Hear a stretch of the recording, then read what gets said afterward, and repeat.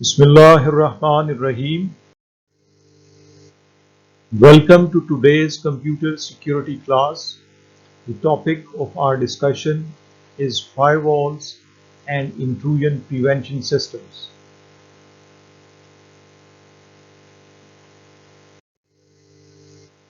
The textbook which we are referring in this course is the Global and 4th edition of Computer Security Principles and Practice, authored by William Stallings. The topic related to firewalls and intrusion prevention systems is covered in Chapter 9 of this book. The learning objectives of this lecture are as flashed. First of all, we will explain the role of firewalls as part of a computer and network security strategy, list the key characteristics of firewalls, discuss the various basic options for firewalls, understand the relative merits of various choices for firewall location and configurations, and finally distinguish between the firewalls and intrusion prevention systems. Coming on to the firewalls. A firewall is a network security device that monitors incoming and outgoing network traffic and decides whether to allow or block specific traffic based on a defined set of security rules. Firewalls have been a first line of defense in network security for over 25 years. They establish a barrier between the secured and controlled internal networks that can be trusted and untrusted outside networks, such as the internet. A firewall can be hardware, software, or both.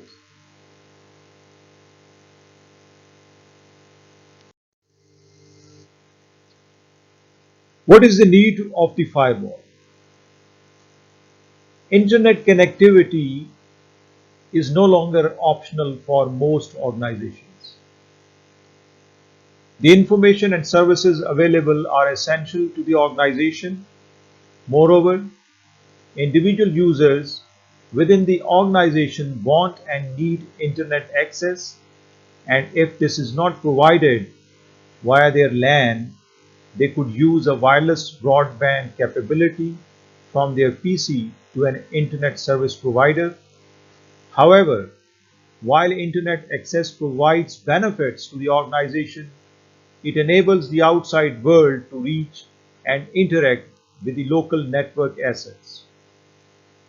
This creates a threat to the organization. While it is possible to equip each workstation and server on the premises network with strong security features such as intrusion protection, this may not be sufficient and in some cases is not cost effective. Consider a network with hundreds or even thousands of systems running with various operating systems such as different versions of Windows, Mac OS, and Linux.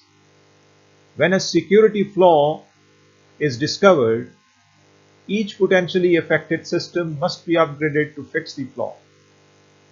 This requires scalable configuration management and aggressive patching to function effectively. While difficult, this is possible and is necessary if only host-based security is used. A widely accepted alternative, or at least complement to the host-based security services, is the firewall. The firewall is inserted between the premises network and the internet to establish a controlled link and to erect an outer security wall or perimeter. The aim of this perimeter is to protect the premises network from internet-based attacks and to provide a single choke point where security and auditing can be imposed. The firewall may be a single computer system or a set of two or more systems that cooperate to perform the firewall function.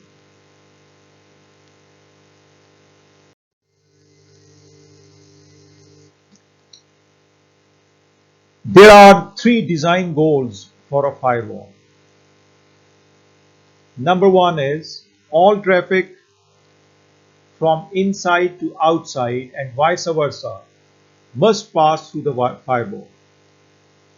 This is achieved by physically blocking all access to the local network except via the firewall. Number two is only authorized traffic as defined by the local security policy be allowed to pass.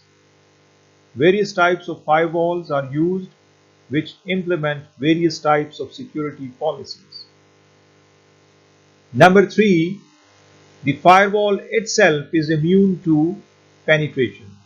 This implies the use of hardened system with a secured operating system. A critical component in the planning and implementation of a firewall is specifying a suitable access policy. This lists the types of traffic authorized to pass through the firewall, including address ranges, protocols, applications, and content types. NIST Special Publication 841 lists a range of characteristics that a firewall access policy could use to filter traffic, which includes IP address and protocol values, application protocol, user identity, and network activity.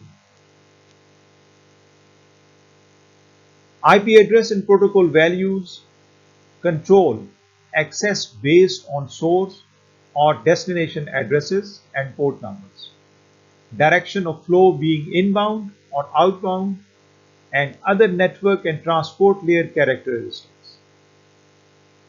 This type of filtering is used by packet filter and stateful inspection firewalls.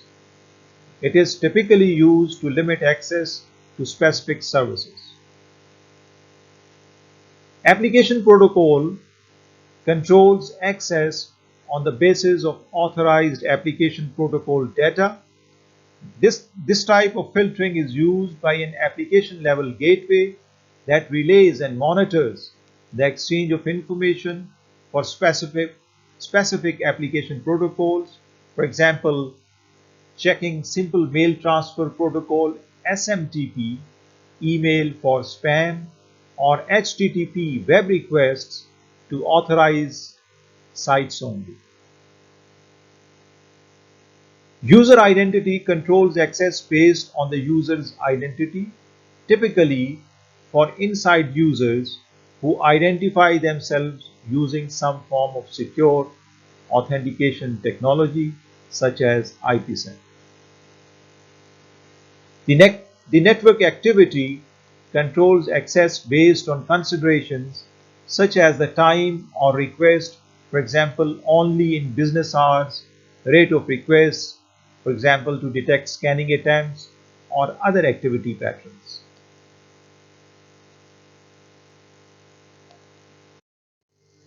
Before proceeding to the details of the firewall types and configurations, it is best to summarize what one can expect from a firewall. The capabilities of firewalls are as flashed on this slide. Number one, a firewall defines a single choke point that attempts to keep unauthorized users out of the protected network, prohibit potentially vulnerable services from entering or leaving the network, and provide protection from various kinds of IP spoofing and routing attacks. The use of single choke points simplifies security management because security capabilities are consolidated on a single system or set of systems. Number two, a firewall provides a location for monitoring security related events. Hence, audit and alarms can be implemented on the firewall system. Number 3. A firewall is a convenient platform for several internet functions that are not security related. These include a network address translator, which maps local addresses to internet addresses, and network management function that audits or logs internet usage. Number 4, a firewall can serve as the platform for IPSec.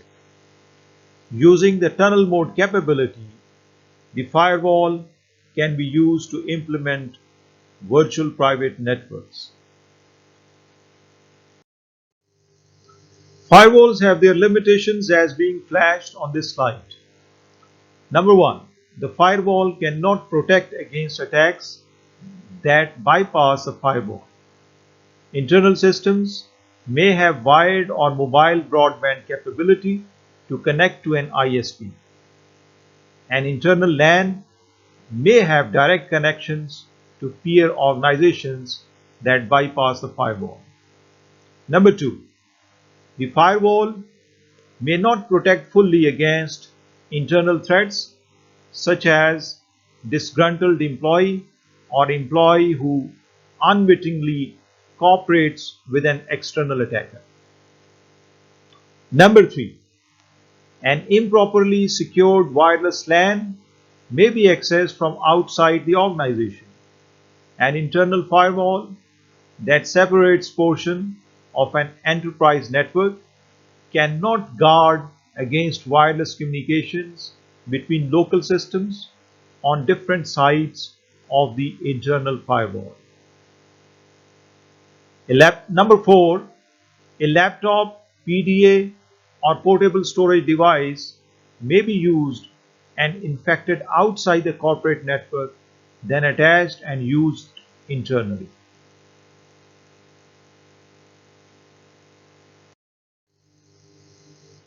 Now coming on to the types of firewall. A firewall may act as a packet filter.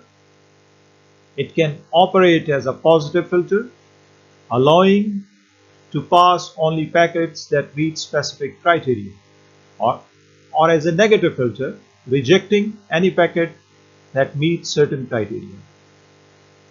Depending on the type of firewall, it may examine one or more protocol headers in each packet, the payload of each packet, or the pattern generated by a sequence of packets.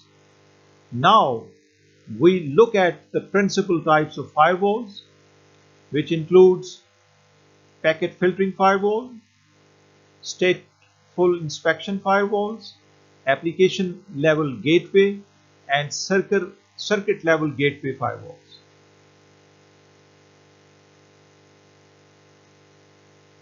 Packet filtering firewall, as shown in figure B, applies a set of rules to each incoming and outgoing IP packet and then forwards or discards the packet. Stateful inspection firewall reviews the same packet information as packet filtering firewall, but also records information about TCP connections as shown in figure C. It may also keep track of TCP sequence numbers to prevent attacks that depend in some fashion on the sequence number, such as session hijacking. Application level gateway acts as a relay of application level traffic as shown in figure D. The user contacts a gateway with the name of the remote host to be accessed. When the user responds and provides a valid user ID and authentication information, the gateway contacts the application on the remote host and relays TCP segments containing the application data between the two endpoints.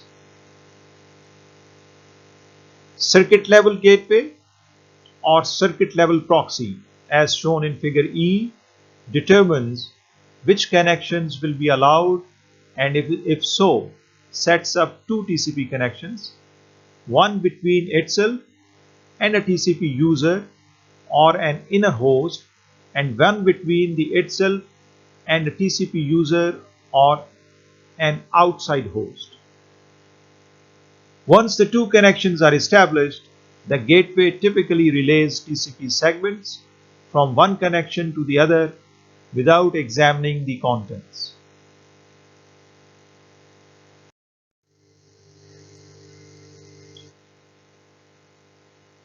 Now we will discuss these firewalls one by one. A packet filtering firewall applies a set of rules to each incoming and outgoing IP packet and then forwards or discards the packet. The firewall is typically configured to filter packets going in both directions from and to the internal network.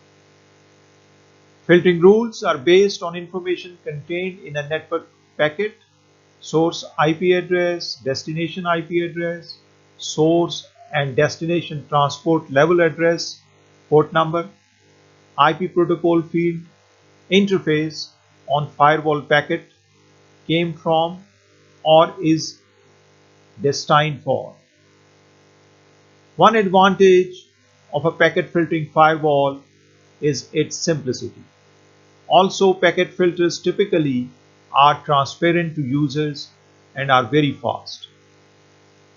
The packet filter is typically set up as a list of rules based on matches to the fields in the IP or TCP header. If there is a match to one of the rules, that rule is invoked to provide whether to forward or discard the packet.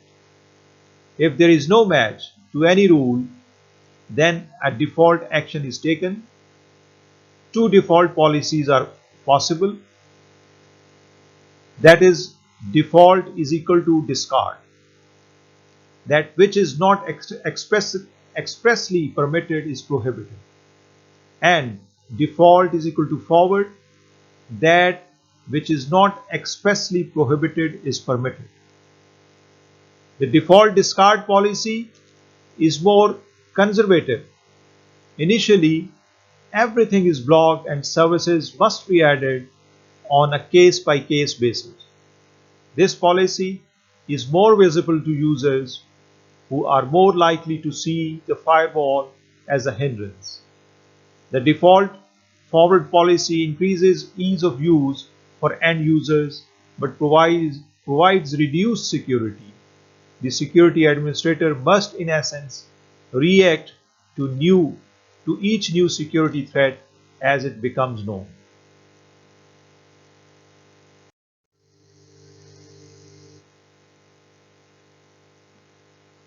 The table shown in this slide gives you some examples of packet filtering rule sets. In each set, the rules are applied top to bottom.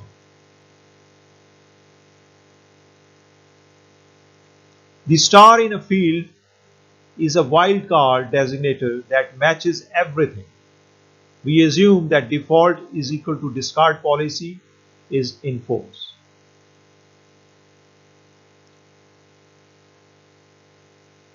In rule set A, inbound mail is allowed. Port 25 is for SMTP incoming, but only to a gateway host.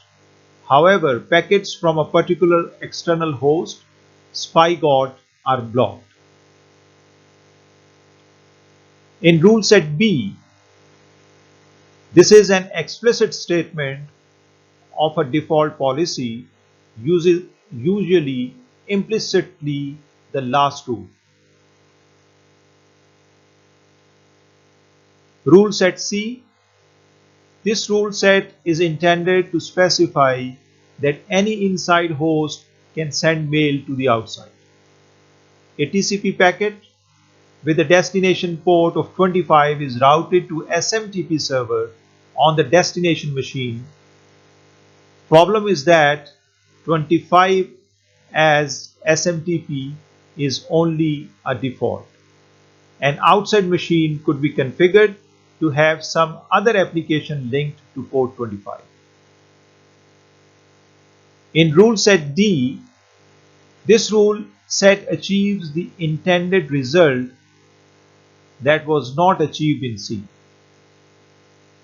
This rule allows IP packets where the source IP address is one of a list of designed internal hosts and a destination TCP port number is 25. It also allows incoming packets with a source port number of 25 that include the ACK flag. This takes advantage of a feature of TCP connections that once set up, the ACK flag of a TCP segment is set to acknowledge segments sent from other side. In rule set E, this rule set is one approach to handling FTP which uses two TCP connections, a control connection and a data connection for the actual file transfer. The data connection uses a different dynamically assigned port numbers for the transfer. Most servers and hence most attack targets live on low numbered ports. Most outgoing calls tend to use a higher numbered port, typically above 1023. Rule set E points out the difficulty in dealing with applications at the packet filtering level.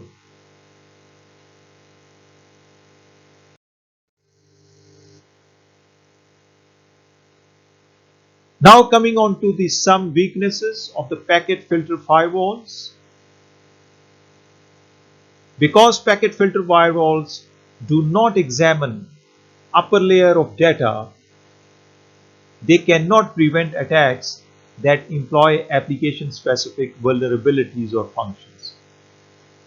Because of the limited information available to the firewall, the logging functionality present in packet filter firewalls the same as used to make access control decisions. Most packet filter firewalls do not support advanced user authentication schemes. They are generally vulnerable to attacks and exploits that take advantage of problems within the TCP/IP specification and protocol stack, such as network layer address spoofing.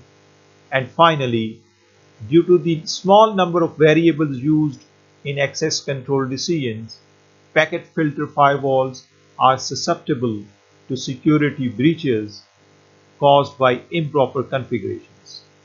Some of the attacks countermeasures on packet filtering firewalls are IP address spoofing, in which the intruder transmits packets from outside with a source IP address field containing an address of an internal, that is, which is assumed trusted host. The countermeasure is to discard external packets with an inside source address. Source routing attacks specifies the route that a packet should take as it crosses the internet. The countermeasure is to discard all packets that use this option. Tiny fragment attacks. In this, intruder uses the IP fragmentation option to create extremely small fragments and force the TCP header information into a separate packet fragment to circumvent filtering rule. It can be defeated by requiring that the first fragment contain most of the transport header.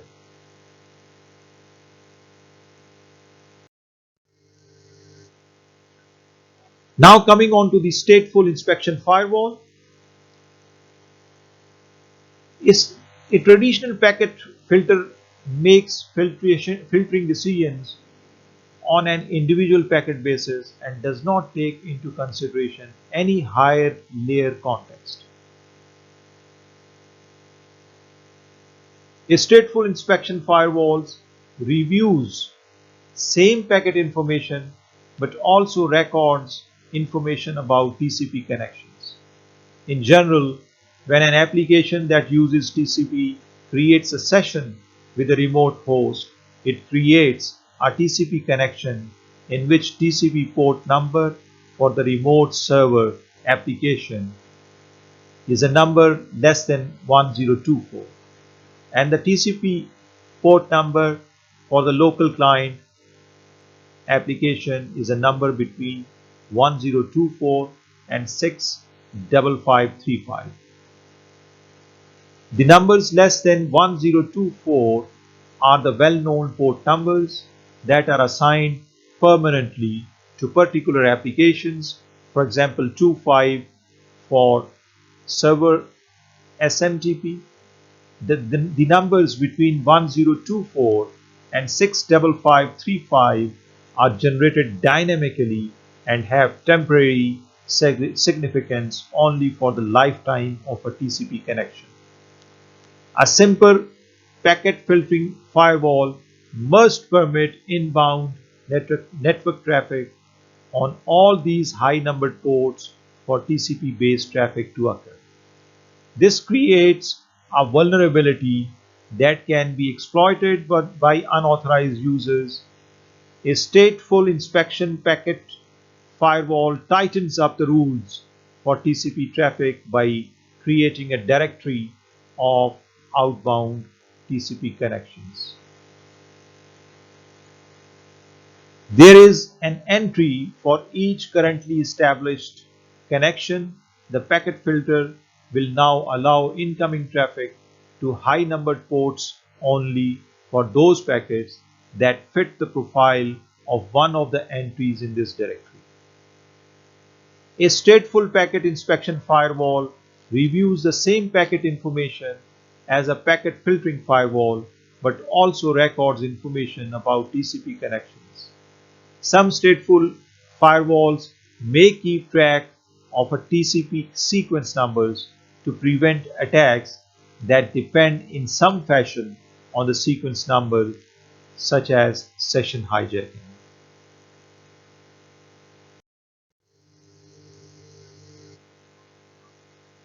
Now coming on to application level gateway.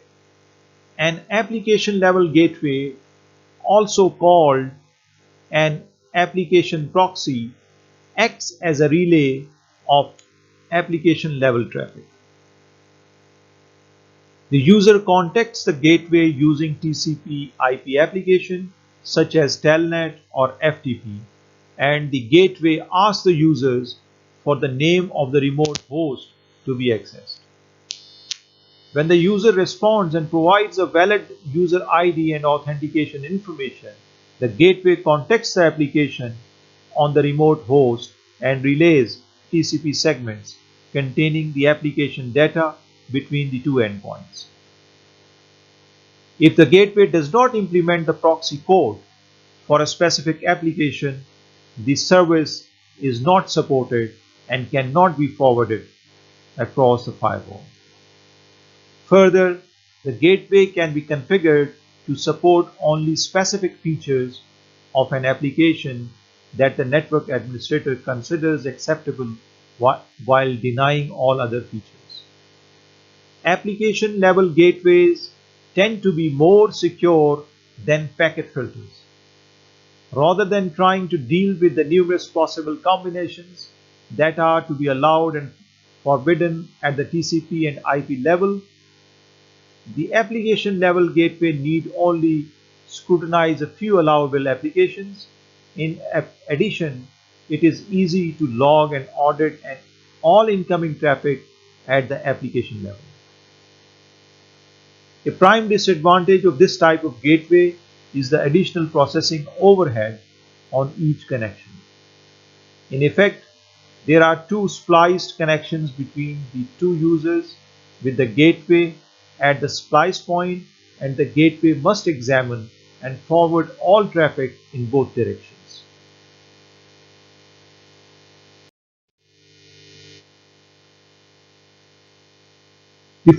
The fourth type of firewall is the circuit level gateway or circuit level proxy. This can be a standalone system or it can be a specialized function performed by an application level gateway for certain applications.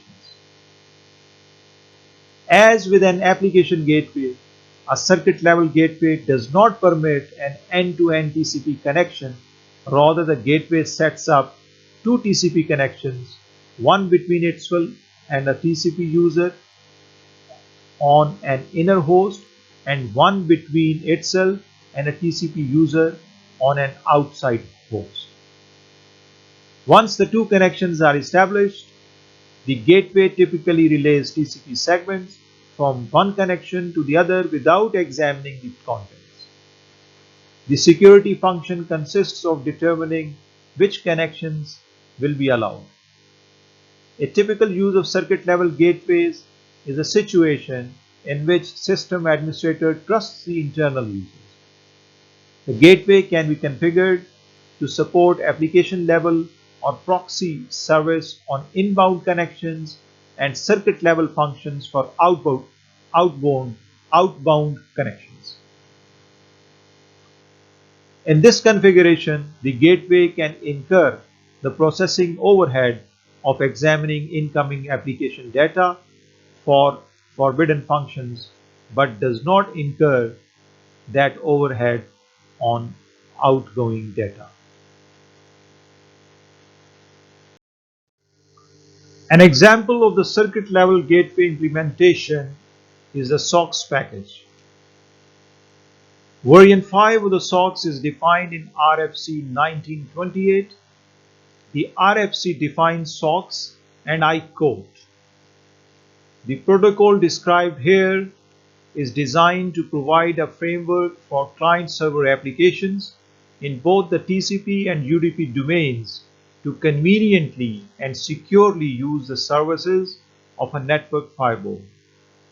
The protocol is conceptually a shim layer between the application layer and the transport layer, and as such does not provide network layer gateway services such as forwarding of ICMP messages." Unquote. SOCKS consists of the server and client-based components. SOCKS server, which runs on a Unix-based firewall, and SOCKS client library, which runs on internal host protected by the firewall. SOCKSified versions of several standard client programs such as FTP and Telnet. The implementation of SOCKS protocol typically involves the recompilation or relinking of TCP-based client applications to use the appropriate encapsulation routines in the SOCKS library. When a TCP-based client wishes to establish a connection to an object that is reachable only via firewall, it must open a TCP connection to SOCKS port 1080 on the SOCKS server system. The client authenticates and then sends a relay request to the SOCKS server, evaluates the request, and either establishes the appropriate connection or denies it. UDP exchanges are handled in a similar fashion. In essence, a TCP connection is opened to authenticate a user to send and receive UDP segments, and the UDP segments are forwarded as long as TCP connection is open.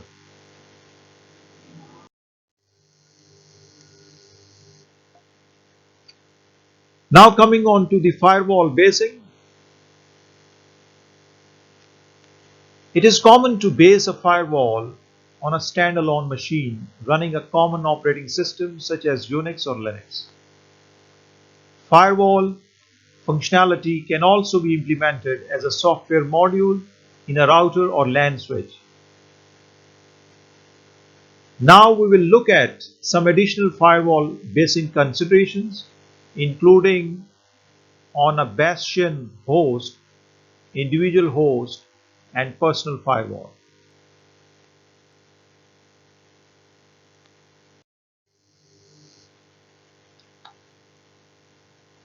A Bastion host is a system identified by the firewall administrator as a critical strong point in the network security. Typically, the Bastion host serves as a platform for an application level or circuit level gateway. Common characteristics of a Bastion host are: it executes a secure version of its operating system, making it a trusted system. Only essential services are installed on the Bastion host. These include proxy applications such as Telnet, DNS, FTP, SMTP, and user authentication. It may require additional authentication before a user is allowed access to the proxy services, and may require its own authentication before granting user access. Each proxy is configured to support only a subset of application command set. Each proxy is configured to allow access only to the specific host systems. Each proxy maintains detailed audit information by logging all traffic, each connection, and the duration of each connection. Each proxy module is a very small software package specifically designed for network security, hence is easier to check such modules for security flaws. Each proxy is independent of other proxies on the Bastion host and can be uninstalled without affecting the operation of the other proxy applications. Generally, performs no disk access other than to read its initial configuration file. Each proxy runs as a non-privileged user in a private and secured directory on host.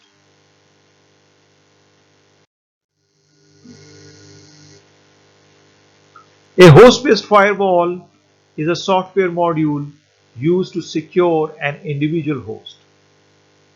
Such modules are available in many operating systems or can be provided as add-on package.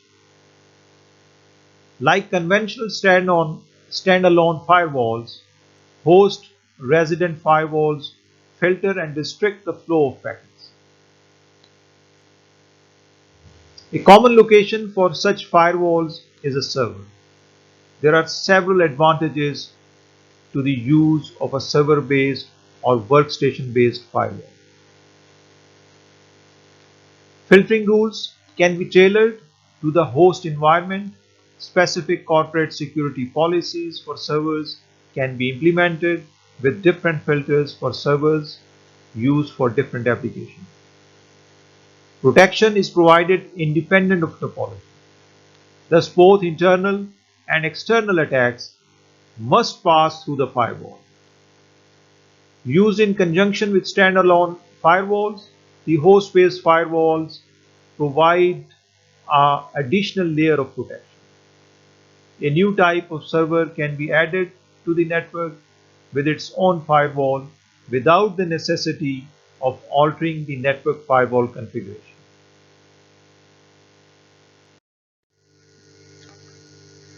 A personal firewall controls the traffic between a personal computer or workstation on one side and the internet or enterprise network on the other side. Personal firewall functionality can be used in the home environment and on corporate intranets. Typically, the personal firewall is a software module on the personal computer. In a home environment with multiple computers connected to the internet, firewall functionality can also be housed in a router that connects all of the home computers to a DSL, cable modem, or other internet interface. Personal firewalls are typically much less complex than either server-based firewalls or standalone firewalls. The primary role of the personal firewall is to deny unauthorized remote access to the computer. The firewall can also monitor outgoing activity and in an attempt to detect and block worms and other malware. An example of personal firewall is the capability built into the Mac OS X. When the user enables the personal firewall in Mac OS X, and inbound connections are denied except for those the user explicitly permits. For increased protection, advanced firewall features may be available, such as stealth mode hides the MAC on the internet by dropping unsolicited communication packets, making it appear as though no MAC is present. UDP packets can be blocked, restricting network traffic to TCP packets only for open ports. The firewall may also support logging, an important tool for checking on unwanted activity. Now we will start with part 2 of the lecture, that is